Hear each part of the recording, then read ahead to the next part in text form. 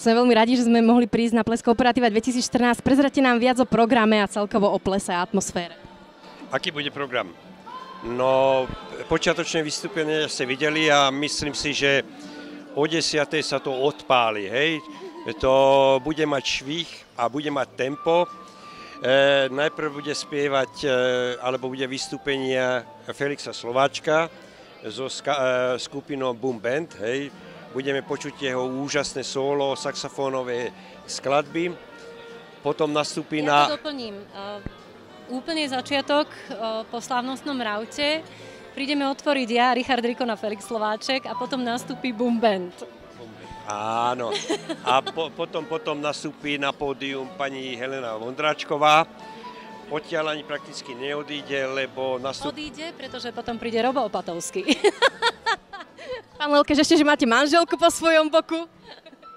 Ako diár? Tak príde Robo Opatovský, ktorý bude podľa nášho želenia spievať svetové hity. Čiže nie svoje skladby, ale svetové hity, ktoré sa začnú takými skladbami ako Pretty Woman, Head od Joea Cockera.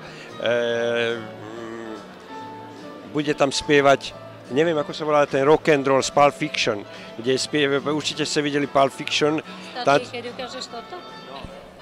Uma Thurman a myslím si, že strhne prítomných ľudí k tancu, úžasnému tancu.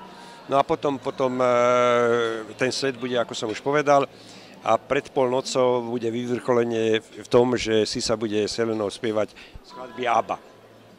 Vy ste si už aj na Zlatom koncerte vyskúšali spoločný spevácky výkon teda na pódiu. Tešíte sa na ďalšie vystúpenie s Helenou Vondráčkou? Helena je pre mňa najlepšia československá speváčka vôbec, ktorá tu kedy pôsobila.